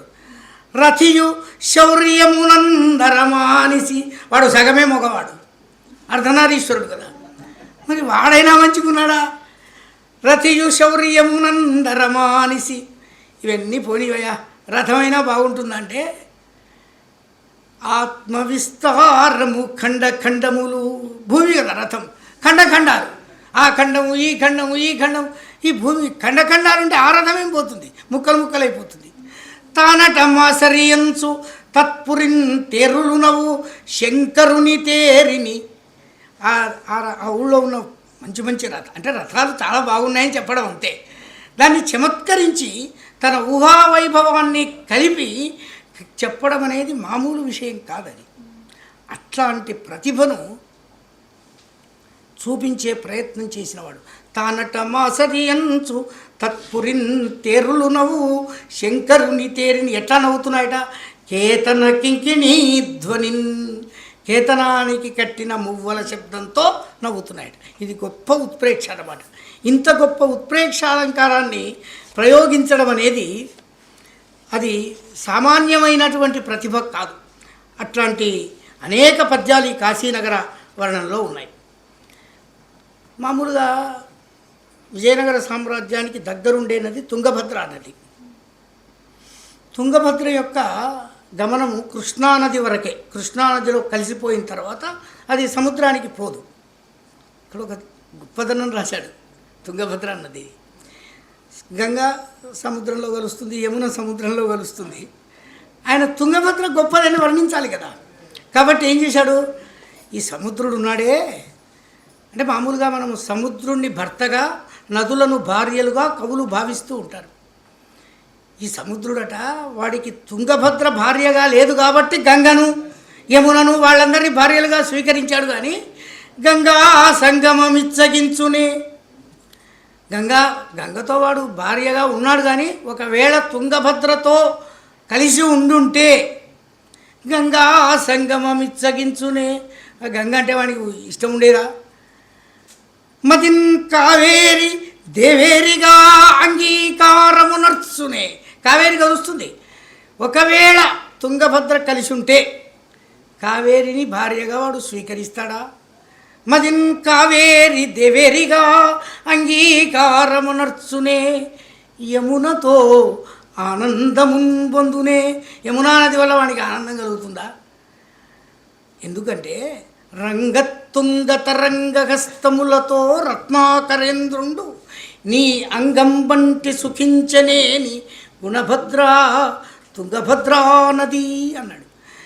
వాడు తన అలలతో నిన్ను ఆహ్వానించి కౌగిలించుకోలేదు కాబట్టి ఓ తుంగభద్రా నది, వీడు గంగా యమున కావేరి ఇట్లా భార్యలతో ఉన్నాడు. కానీ ఒకవేళ నువ్వు కలిసి ఉంటే మాత్రం వీళ్ళందరినీ వదిలిపెట్టేవాడు అన్నాడు. అంటే తన గొప్పదనాన్ని, ఒక విషయం యొక్క గొప్పదనాన్ని చెప్పడానికి కవి ఎన్ని ఊహలు చేస్తాడు అనడానికి ఇట్లాంటి పద్యాలు చాలా ఉన్నాయి మనకు పాండురంగ మహాత్మ్యంలో. అయితే ఈ తెనాలి నిగమ శర్మను ఏం చేశాడు, వీడు ఎట్లాంటి వాడట, క్యారెక్టరైజేషన్ అంటాం మనం. ఎంత గొప్పగా చెప్పాడంటే మొట్టమొదడు వాని యొక్క గొప్పదనాన్ని వర్ణించి వనితా మానస సునసాయకుడు అన్నాడు. స్త్రీల పాలిటి మన్మధుడు అన్నాడు. అంటే వాని గుణం అదే. తర్వాత వనితా మానస సునసాయకుడు అన్నాడు. రెండవ విశేషణం ఏమేశాడు, జీవత్తాతపాదుండు అన్నాడు. తండ్రి బతికే ఉన్నాడు అన్నాడు. తండ్రి బతుకున్నాడని ఎందుకు అన్నాడు అంటే, తండ్రి బతుకుంటే వీడు అంత రెస్పాన్సిబిలిటీ తీసుకోడు, మా నాయన చూసుకుంటాడులే అనుకుంటాడు. అంటే వీడు విచ్చలవిడిగా తిరుగుతాడనమాట. అందుకని ఆ పాదం ఆ విశేషణం వేశాడు వానికి. జీవత్తాతపాదుండు. తర్వాత భూజన సమ్మాన్య విశుద్ధవర్తనుడు. వీడు చాలా షోకిల్లాగా తిరుగుతున్నాడు. వాడిని చూసి జనులందరూ ఆహా ఏమి ఇంత అందంగా ఉన్నాడు, ఏమి షోకులు మెచ్చుకున్నట్టు అనిపిస్తుంది వీడికి. ఉదంత్యాగశీలుండు. చంద్రుని పెన్నుద్ది. చంద్రుడితో సమానమైనటువంటి అందం కలిగిన వాడట. అంటే మచ్చలు ఉంటాయా అని అడగకూడదు. చంద్రుడు మామూలుగా మనకు ముఖచంద్రుడు అని వర్ణిస్తుంటారు. అంటే ముఖం చంద్రుడిలాగా ఉంటుందంటే గుంటలు గుంటలు ఉంటుందా అని మనం అడగకూడదు. ఇక్కడ శాస్త్రీయత పనికిరాదు. అది సమగ్ర కాంతి మహిమన్నునూగు మీసాల లేగుణబున్ ప్రాయపు కూన అతడు ఉత్కోచుండు వాచాల తన్నన్నాడు. ఇది ఒక్కటే వాని గుణం. అంటే మాట్లాడడంలో ఎదుటి వాడిని బోల్తా కొట్టిస్తాడనమాట. ఉత్కోచుండు వాచాల తన్ అంటే ఎదుటి వాళ్లను ఏ విధంగా అయినా, ఎందుకంటే ఒక ఒక ఒక పాత్రను, ఒక క్యారెక్టర్ అంటాం మనం, ఒక పాత్రను మనం ప్రవేశపెట్టినప్పుడు రాబోయే అతని కథలో ఏమి ఈ పాత్ర యొక్క పరిణామం మనకు సరిగ్గా ఇక్కడ కలవాలి. వాడు ఎట్లాంటి వాట, వాడు ఒక మంచి ఒక గొప్ప వైదిక వంశంలో జన్మించుంటాడు. వాళ్ళ తండ్రి సభాపతి అని, ఆయన గొప్ప ఆధ్యాత్మికవేత్త. వాళ్ళ ఇంటికి వచ్చి వేదాలు చదువుకునే వాళ్ళు చదువుకుంటుంటారు. వీడు మాత్రం అది తప్ప మిగతా పనులు చేస్తుంటాడు. వీడు ఆడవాళ్ళ వెంటబడడం, వ్యభిచారుల వెంటబడడం, ధనాన్ని జూదర్లో పెట్టడం, జూదాలలో ఆడటం, ఇట్లాంటివి. వాడు చేయవలసిన పని ఏంటి, హోమం చేయాలి ఇంట్లో, నిత్యాగ్ని చేయాలి. ఉఫ్ఫని హోమాగ్ని ఊదనొల్లడుగాని వాడు అబ్బే ఎక్కడ ఊదుకుంటూ కూర్చుంటామన్నాడు. అదే విరహజ్వరార్తితో వెత్సనూర్చు.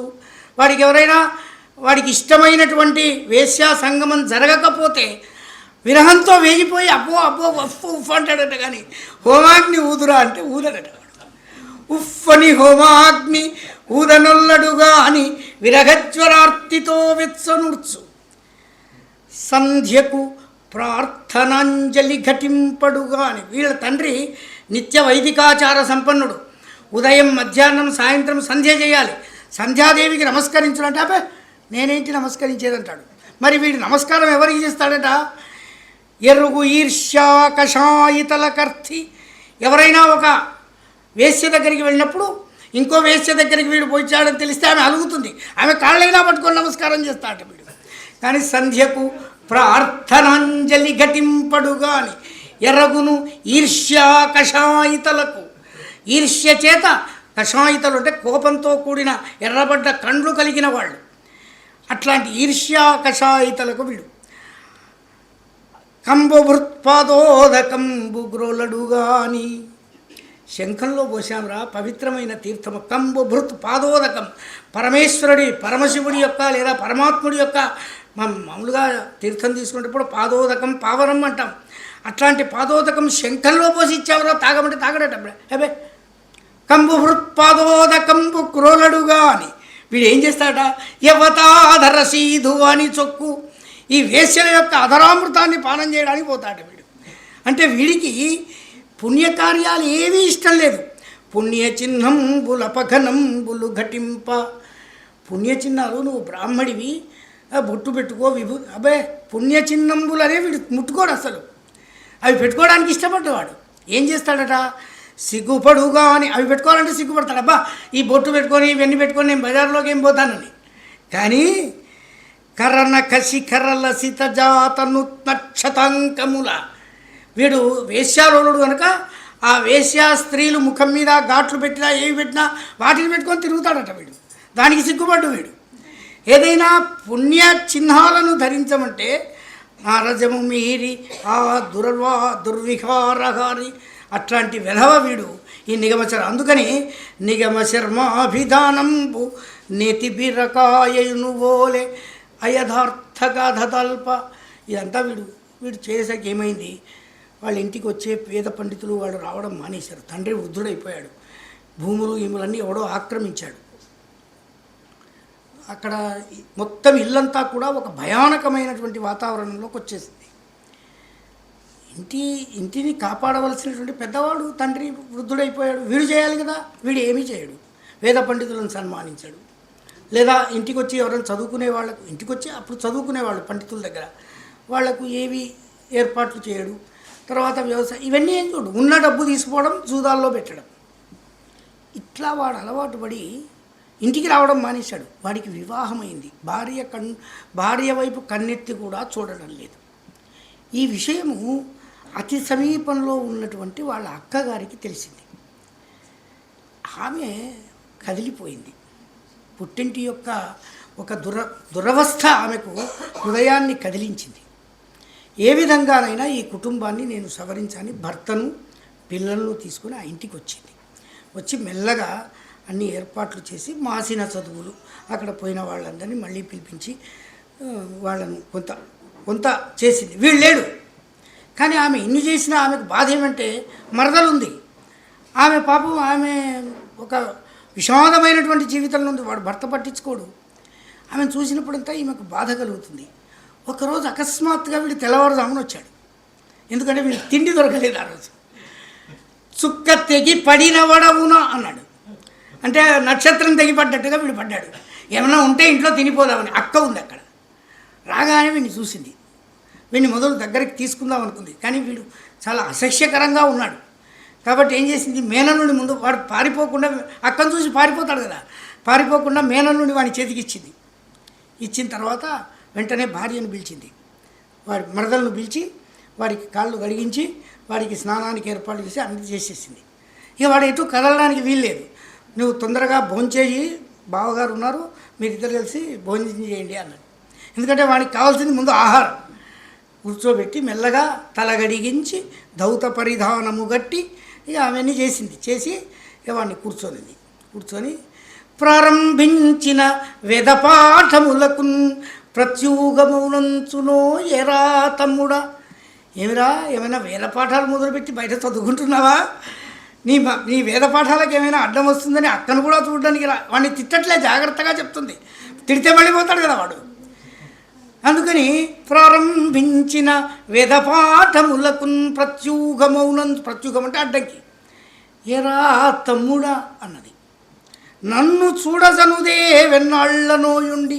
అక్కను దగ్గరలోనే ఉన్నాను అంటే నువ్వు అంతా విరామం లేకుండా అంటే మనం అంటుంటాం కదా, ఎవరైనా అడిగితే వాడు బాగా బిజీగా ఉంటాడు అన్నాడు. వాడు వేరే పనులకు బిజీ ఉంటాడు, మన దగ్గరికి రావడానికి బిజీగా ఉంటాడు. కాబట్టి వీడు కూడా అట్లాంటి బాబతే. కాబట్టి వీడు అన్నది ఆ మాట అనలేదు. ఏమయ్యా బాగా వేద పాఠాలు చదువుతున్నావా ఏమిటి? ప్రత్యూగమునంచునో ఎరా తమ్ముడా నన్ను చూడదనుదే వెన్నాళ్లనోయుండి. చక్షురాజీవయుగంబు వాచే, కళ్ళు వాచిపోయినాయి అన్నది. వాచే అనే పదమేమో వ్యవహారంలో ఉన్నది, చక్షురాజీవయుగం అనేది సంస్కృతం, దాన్ని రెండు కలిపాడు. మామూలుగా కళ్ళు వాచినాయి అంటాం, కానీ ఈయన చక్షురాజీవయుగం అంటే తెనాలి రామకృష్ణుని మార్కు మనకు కనబడుతుంది. చక్షురాజీవయుగం బువాచ నిన్ను గన్గోకునికి, ఇక్కడితో ఆగలేదు. మీ బావయున్ నీ రాకల్మదిగోరు, మీ బావగారు, వాడు కోరుతున్నాడో లేదో తెలియదు, ఈమె చెప్పింది. కానీ ఏమన్నది, మీ బావగారు కూడా నీ రాకల్మదిగోరు చంద్రుపొడపున్ నిరాకరంబున్ బలెన్. ఎంత ఆసక్తిగా చూస్తున్నాడంటే సముద్రుడు చంద్రుడి కొరకు ఎదురు చూసినట్టుగా, చంద్రోదయం వచ్చినప్పుడు సముద్రం కొంచెం ఆటుపోట్లు ఎక్కువ ఉంటాయి కదా, అంటే దాని కవులు తండ్రి కుమారుడిని చూస్తే ఉత్సాహపడినట్టు వర్ణిస్తుంటారు. మీ బావగారు నీ రాక కొరకు ఎంతగా ఎదురు చూస్తున్నాడంటే సముద్రం చంద్రుని పొడుపు చూస్తే ఎంత ఆనందం కలుగుతుందని ఎదురు చూస్తాడో అంతగా ఎదురు చూస్తున్నాడు అన్నది. అనగానే వీడు పాపం ఏం చేస్తాడు, అయిపోయినాడు, అన్నం పెట్టింది. ఇక మెల్లగా వానికి చెప్పింది, నాయన ఇది ఇట్లాంటి పరిస్థితులు ఉండకూడదు, నువ్వు ఎంతమందినైనా వివాహం చేసుకో, అంతేగాని నువ్వు ఇట్లా చెడు తిరుగుళ్ళు తిరగడం ఇవన్నీ వర్ణించింది. వాడు తర్వాత వాడు ఏమైపోయాడు, బాగానే సెట్ అయిపోయాడు. ఎట్లా సెట్ అయిపోయాడంటే వీడు రాజాలయమునకు రాకపోకలు సేయు, రాజస్థానాలకు వెళుతున్నాడు, మాసిన చదువులు మరల చదువు ఇవన్నీ చేశాడు. వాడు అన్ని పనులు చేస్తున్నాడు, అందరూ అక్క సంతోషించింది, వాడు భార్యతో బాగున్నాడు, మాట్లాడుతున్నాడు. చివరకు ఒక పదం రాశాడు, తేనె పూసిన కత్తి ధాత్రీసురుండు అన్నాడు. వాడు తేనె పూసిన కత్తి అన్నాడు. అంటే వాడు ఎప్పుడో ఒకరోజు ఏదో ఎత్తు పెట్టాడు. ఒక్కరోజు ఏం చేశాడు, అందరూ పడుకుంటారు, పడుకున్నప్పుడు అక్క ముఖ్యరను, బావగారి చెవుపోగులను, ఇంట్లో ఉన్న సామాన్లన్నింటినీ తీసుకొని పోయాడు. అప్పుడు వాడు పోయాడని ఎవరు ఎడవలే, నా కమ్మలు పోయినాయని ఆమె ఏడ్చింది, నా ముక్కు పుడక పోయిందని ఆమె ఏడ్చింది, మా అత్తగారు ఇచ్చినటువంటి అదేదో ఉంగరం పోయిందని తల్లి, ఇట్లా ఎవరికి కావాలో వాళ్ళది. వాడు పోయినందుకు ఎవడు ఏడవలేదు. అంటే మానవ మనస్తత్వం ఎట్లా ఉంటుంది అనేది వాడిని గురించి అప్పుడు ఎవడూ ఆలోచించలేదు. వీడు అడవిలో పోతూ పోతూ ఆ సొమ్ములు తీసుకొని పోతుంటే దొంగలు వాడిని కొట్టారు. కొట్టిన తర్వాత వాడు వాడి దగ్గర ఉన్న సొమ్ములను తీసిపోయారు, వాడు పడిపోయాడు. ఎవరో పాపం ఒక వ్యవసాయదారుడు కాపువాడు అతని దెబ్బలను చూసి ఇంటికి తీసుకుపోయి వాడిని మంచిగా శుభ్రంగా శుభ్రం చేసి వాడిని కడిగించి వాడిని ఆరోగ్యప్రదం చేసిన తర్వాత వాడు ఆనందంగా ఉన్నాడు. వాడి దృష్టి అంతా ఆ కాపు కోడలు మీద పడింది. వీడు చూడండి ఎంత దుర్మార్గుడు. ఆమె కూడా వీడిని చూడగానే కాపు కోడలు కంచంత కాపురంబు కీట్వడచి, వాళ్ళది కంచంత అంటే చాలా పెద్దది, అని కంచి చాలా పెద్దది, కంచంత కాపురంబు. తెనాలి రామకృష్ణ దగ్గర కొన్ని విశేషాలు ఉన్నాయి. కంచి అంత అంటే కంచి ఎంత అనాలి సంధిలో, కానీ కంచంత అని దానికి సంధి చేశాడు, అక్కడ చేయకూడదు. ఇప్పుడు చింత ప్లస్ ఆకు అంటే చింతాకు అనాలి, చింతయాకు అనకూడదు. కానీ ఆయన అన్నాడు, నుయ్యి దాటే వానికి చింతయాకంతైనన్ కడమేనియున్ కడమయే కాదా అన్నాడు. ఎవడైనా బావి దాటాలని దుంకుతా ఉంటే ఒక చింతాకంతే లేకపోయింది ఏం తప్ప అంటే వాడు బావిలో పడతాడు. నుయ్యి దాటే వానికి చింతయాకంతైనన్ కడమే అంటే అది రామకృష్ణుని పదప్రయోగాలు ఇట్లా ఉంటాయి, చాలా చోట్ల చేశాడు. కానీ ఆయన దాంట్లో ఎవడు వేలు పెట్టాడు, ఇంతకుముందే చెప్పాడు కదా, చెప్పున కొట్టుదు మోము తన్నుతుందని. కాబట్టి వాడి చోరికి ఎవడు రాలేదు. అంటే కవులు ఎప్పుడూ కూడా వ్యాకరణాన్ని దాటి వెళ్ళరు. కానీ ఇక్కడ ఈ పదం ఇట్లా ప్రయోగిస్తే బాగుంటుంది అనుకున్నప్పుడు మాత్రం వాటన్నిటిని దాటి ప్రయోగిస్తారు. వాటిని వ్యాకరణంలో ఒక సూత్రం రాసుకుంటారు, ఆర్య వ్యవహారంబు దుష్టంబు గ్రాహ్యంబు అని. అంటే పెద్దవాళ్ళు రాస్తే అది తప్పైనా మనం తీసుకోవాలి అని. ఎందుకంటే మనకు కొన్ని పదాలు ఉంటాయి, అవి సంస్కృతము తెలుగు కలిపి సమాసం చేయకూడదు, కానీ చేస్తారు. అది శ్రీనాథుడే చేశాడు, దినవెచ్చమే రాజు తీర్పగలడు అని. దినవెచ్చమని మనం కూడా అంటున్నాం, అంటే రోజు దినం అనే సంస్కృతం, వెచ్చం అనేది తెలుగు. ఇది దుష్ట సమాసం అంటారు దీన్ని వ్యాకరణంలో.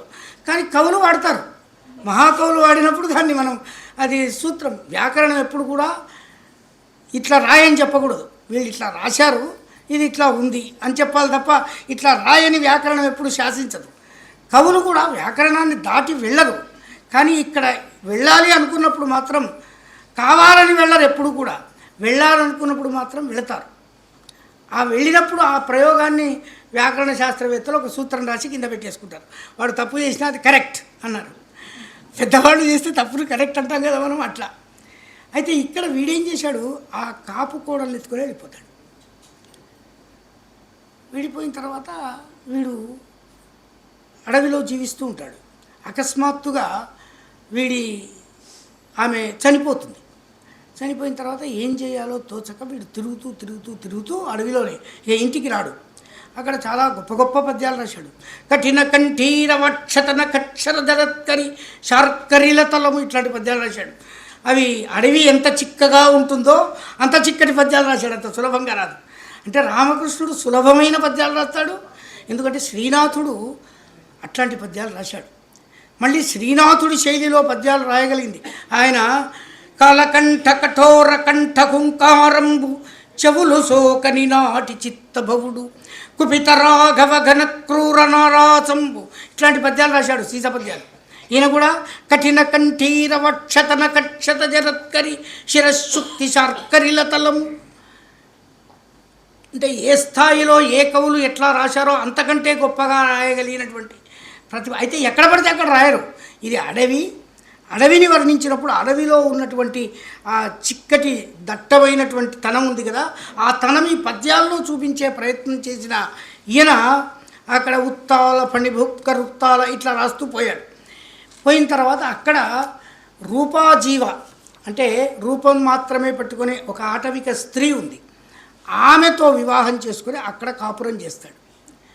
ఒకరోజు అతడు అడవికి వెళ్ళినప్పుడు ఆహారం బోయేవాడు లాగా అంటే వేటగాడై అడవిలో జీవిస్తున్నాడు. వాడికి లోకంలోకి రావడానికి లేదు. అప్పుడు దావానలం వచ్చి వీడు బయటికి వెళ్ళినప్పుడు ఇల్లు కాలిపోతుంది. ఇల్లు కాలిపోయిన తర్వాత ఆమె చనిపోతుంది. పశువులు ఎవరో జంతువులు ఏవో పెంచుకుంటాడు, అవి కూడా చనిపోతాయి. వాడికి ఒక్కసారిగా ఒక రకమైనటువంటి వైరాగ్యం వచ్చేస్తుంది. ఏమిటి ఈ జీవితం? ఎందుకంటే వీడు కాపు ఇంట్లో మంచిగానే ఉన్నాడు. తలలోపల నాలుకవలే, ఇది సామెత ఉంటుంది. వాడు తలలో నాలుకలాగా ఉన్నాడు. తలలో నాలుక ఉండదు, అది ఒక నుడికారం. అది ప్రయోగించి పూసలలో దారంబుల వలె చాలా బాగున్నాడు. వెలి ఎరుగక మనసులు కలిగి వీడు మనవాడే అన్నంత గొప్పగా, వీడు వేరేవాడు కాదన్నంతగా, ఎందుకంటే వాడు ఆమెను తీసుకుపోవాలి కదా. అట్లాంటి వాడు కూడా చివరకు ఒక వైరాగ్యం వచ్చేసి వాడికి పిచ్చివాడై తిరిగి పుండరీక క్షేత్రానికి వస్తాడు. అక్కడ ఒక అద్భుతమైన పద్యం రాశాడు. వాడు నేల మీద పడిపోతున్నాడు, ఆ క్షేత్రంలో చనిపోబోతున్నాడు. ఒక ఇంత రెప్పవేయక చూస్తున్నాడు ఎవరిను, కానీ ఏం చూస్తున్నాడో తెలియదు. రెప్ప వేయకుండా చూస్తున్నాడు, నిశ్చేష్టుడై చూస్తున్నాడు. వానికి ఏం దృష్టి లేదు. తల కొట్టుకొని దుఃఖ జలధి మునుగు, ఒక్కొక్కసారి అపారమైన దుఃఖంతో నెత్తి కొట్టుకుంటాడు. తల కొట్టుకొని దుఃఖ జలధి మునుగు బలము బతుకు తెరువు ముందు పృథివిలో జరబారు బిలము తెరువు మంచు పృథివిలో చరబారు. అసలు ఈ భూమిలోకి పోతా నేను, విచ్చుకొని ఒక దారివు బిలం తెరిచి పెట్టు, నేను పోతాను అని ఏడుస్తూ ఉంటాడు. బిలము తెరువు మంచు పృథివిలో చరబారు సమధిక స్తంభోద్భవము గమించు, కొయ్యబారిపోతుంటాడు ఒక్కొక్కసారి. ఏం భావం వస్తుందో తెలియదు. అట్లాంటి స్థితిలో తిరియువాడును బోవలే దశలకు చేసాచు, ఒక బిచ్చగాడిలాగా చేతులు ఇట్లా వ్యాపరించి అడుక్కుంటున్నట్టుగా వాడు ఏం ప్రవర్తిస్తున్నాడో వానికి తెలియదు. తిరియువాడును బోలే దశలకు చేసాచు త్వరగున శ్రాంబుధి తొప్పదోగు. అసలు అంటే కన్నీళ్ళ సముద్రంలో మునిగిపోతూ ఉంటాడు ఒక్కొక్కసారి. పోయితే అని ఎదుచు భార్యను గురించి. వాడికి అప్పుడు కొంత స్పృహ ఉంది. ఆమెను వాడు ఆ భార్య వాడు కాపుకోవడాలు ఇవన్నీ పోయినాయి. ఈ రూపాజీవ ఆటవిక స్త్రీ ఎవరైతే ఉన్నారో ఆమె పోయిందని పోయితే అని ఎరుచు భార్యను గురించి బహువిధ ఇరాసక్తి భ్రాంతి నందు. అదే ఏదైనా తాగుదాం, అక్కడ ఏం దొరికితే అది తాగుదామని బాధపడుతూ ఉంటాడ. చెరగారాని దర్శన స్థితి వహించు. అసలు వాడిని చూద్దాము దగ్గరికి పోయి అన్న ఊహ కూడా ఎవరికి రాదు, అంత భయంకరంగా ఉన్నాడు. చెరగారాని దర్శన స్థితి వహించు బాడబ స్ఫూర్తిలో గొన్న పైది నుండి. బాడబం అంటే దావానలం లాగానే బడబానలం అని ఉంటుంది అగ్ని. వాడి ముఖం వాడి హృదయంలో ఏదో అగ్ని ప్రజ్వలిల్లుతున్నట్టుగా ఉంది. ధనవారాతి కాబూరి, వీడు పాండురంగ క్షేత్రంలో చచ్చిపోతున్నాడు. ఇక్కడ తెనాలి రామకృష్ణుడు 2 చిన్న పాదాలు రాశాడు. ధనవారాతి అంటే భగవంతుడైన విష్ణువు పారమ్యం పొందబోతున్నాడు కాబట్టి తదవతార దశకమును మున్నె తల్చనాధరణీసురుండు అన్నాడు. వాడి అవతారాలన్నీ వీడిలో కనబడుతున్నాయట. ఏమిటి అంటే ఒక ఇంత రెప్పవేయక చూచు మీనావతారం, మత్స్యావతారం, చేప ఎప్పుడు దాని కళ్ళు కొట్టుకో. ఒక ఇంత రెప్పవేయక చూచు పెరవారి తల కొట్టుకొని దుఃఖ జలధి మునుగు, సముద్రంలో మునిగి పైకి లేపినటువంటి వాడు కూర్మ అవతారం. అట్లాగే తిరిగివాడు నుబోలే దశలకు చేసాచు వామనావతారం, వాడు యాచిస్తాడు మొదలు బలిని 3 అడుగులు. ఇట్లా 10 అవతారాలు. హా పోయితే అని ఎరుచు భార్యను గురించి రామచంద్రుడి కథ, ఇవన్నీ వచ్చేటట్లు ఈ పద్యం రాశాడు. అంటే తదవతార దశకమును ఆ భగవంతుని చేరబోతున్నాడు. సరే, తర్వాత కథ ఇట్లా వస్తుంటుంది. ఇట్లాంటి కథలు సుశీల కథ, ఐతునీతుల కథ, పుండరీకుని కథ, ఇవన్నీ కూడా ఉండి పుండరీక క్షేత్ర మహాత్మ్యాన్ని పరమసుందరంగా 10 కాలాల పాటు నిలబడే విధంగా పంచకావ్యాలలో ఒక మహాకావ్యంగా ఉండేటట్లుగా తెనాలి రామకృష్ణ. ఎందుకంటే ఇది అంత సులభమైన విషయం కాదు. రామకృష్ణుని పాండురంగ మహాత్మ్యం అంటే కొన్ని వారాల పాటు చెప్పుకుని ఒక్కొక్క కథలో ఒక్కొక్క విషయం. ఒక కాకిని వర్ణించాడు. కాకిని ఎవడు వర్ణించాడు, కానీ కాకిని పెద్ద పద్యంలో యమరాడు దూత శిఖావతంసం, అది కాకి కూసిందంటే మనకు భయం, యమరాటు యొక్క దూతనేమో అని. చిరప్రాణం, కాకి చాలా కాలం బతుకుతుంది. పాపి చిరాయువులాగా కాకి కూడా చిరాయువే. దూరప్రియాగమశంసి స్ఫుటకాకలీకలను, కాకిని అంత పెద్ద సమాసాలతో వర్ణించిన వాడినే. అంటే ఎవడైనా ఇంటికి వస్తున్నాడో కాకి అరిస్తే ఇంటికి వస్తున్నారు అనుకుంటాం. దూరప్రియాగమశంసి స్ఫుటకాకలీకలను ఏక ప్రక్రియాపాత వీక్షము, ఒకే కన్ను ఉంటుందట కాకి, ఎంత దూరమైనా చూస్తుందట. అట్లా ఏక ప్రక్రియాపాత వీక్షము. శీతర్తు బలీయము ఒక్క బలిభుగ్రాజంబు, ఏదో గుడి ముందర ఉంటుంది, అది ఒక కథ ఉంది. అంటే ఒక సుశీల అని ఉంటుంది. ఆ సుశీల పరమ పవిత్రురాలు. ఆమెకు 5 కుమారులు జన్మిస్తారు.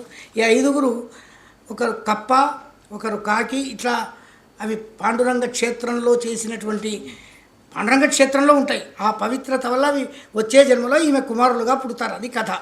అట్లాంటి కథలో ఎక్కడ ఏ అవకాశం వచ్చినా తెనాలి రామకృష్ణుడు అట్లా ప్రతి చిన్నదాన్ని కూడా సమాజాన్ని ఎట్లా, ఏ విధమైనటువంటి ప్రవర్తనతో ఎట్లా ఉండాలి మనిషి అని చెప్పగలిగిన ప్రతి విషయాన్ని కూడా చాలా జాగ్రత్తగా చెప్పినటువంటి రామకృష్ణుని గురించి ఒక 4 మాటలు చెప్పుకునే అవకాశాన్ని కల్పించిన మిత్రులందరికీ కూడా పేరు పేరున ధన్యవాదాలు తెలియజేస్తున్నాను.